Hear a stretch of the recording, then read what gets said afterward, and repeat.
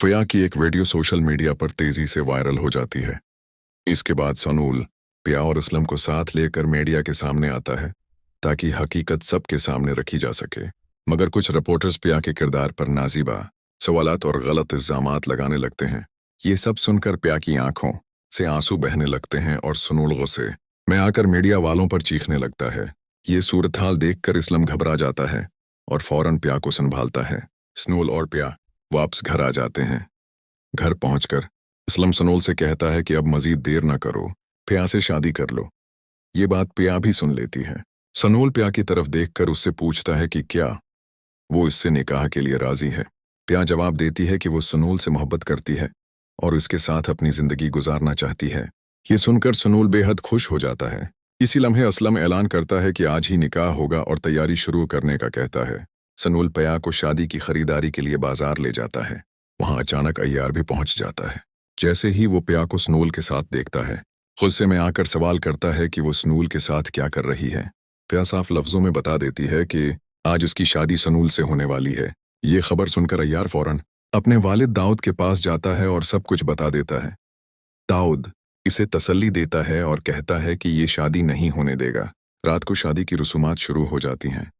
पिया पार्लर से तैयार होकर वापस आ रही होती है कि अचानक दाऊद के आदमी उसे जबरदस्ती गाड़ी में डालकर अगवा कर लेते हैं और फार्म हाउस ले जाते हैं। वहां दाऊद ऐलान करता है कि वो आज पिया का निकाह जबरदस्ती अय्यार से करवाएगा। दूसरी तरफ सनूल स्टेज पर बैठा पिया का इंतजार कर रहा होता है। जब पिया देर तक नहीं आती तो वो परेशान हो जाता है और पार्लर पहुंचता है। वहां पिया मौजूद नहीं होती। सनूल फौरन सीसीटीवी फुटेज चेक करवाता है और उसे मालूम हो जाता है कि पिया को अगवा किया गया है। सनूल फौरन असलम को फोन करके सारी बात बताता है। असलम पिया के मोबाइल की लोकेशन ट्रेस करवाने का कहता है। लोकेशन मिलते ही सनूल फौरन फार्म हाउस पहुंच जाता है। अंदर दाऊद जबरदस्ती निकाह की तैयारी करवा रहा होता है कि अचानक सनूल अंदर आकर चीख उठता है कि पिया ये निकाह ना करे। ये देखकर दाऊद गुस्से में आकर सनूल पर फायर कर देता है। गोली उसके हाथ में लगती है। इसी लम्हे असलम पुलिस के साथ वहां पहुंच जाता है। पुलिस को देखकर दाऊद के होश उड़ जाते हैं। असलम के हुक्म पर पुलिस दाऊद को गिरफ्तार कर लेती है। सनूल को फौरन अस्पताल ले जाया जाता है जहां उसका ऑपरेशन होता है। कुछ देर बाद डॉक्टर खुशखबरी देता है कि सनूल अब खतरे से बाहर है। अगले दिन अदालत में दाऊद की पेशी होती है। जज उसकी फाइल देखकर उसे 10 साल कैद की सजा सुना देता है।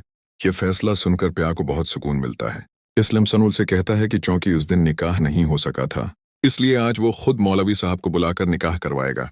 इसी दौरान अय्यार पिया के घर आकर अपनी गलती मांग लेता है, सबसे माफी मांगता है और मुल्क छोड़ने का ऐलान कर देता है। वो सनूल और पिया को खुश रहने की दुआ देकर चला जाता है। फिर मौलवी साहब निकाह पढ़ाते हैं। सनूल और पिया दोनों खुशी खुशी निकाह कबूल कर लेते हैं। असलम इन्हें रुखसत करता है। कुछ अरसे बाद पिया की तबीयत खराब हो जाती है। डॉक्टर मायना करके बताता है कि वो उम्मीद से है। ये खबर सुनकर सनूल की खुशी की कोई हद नहीं रहती।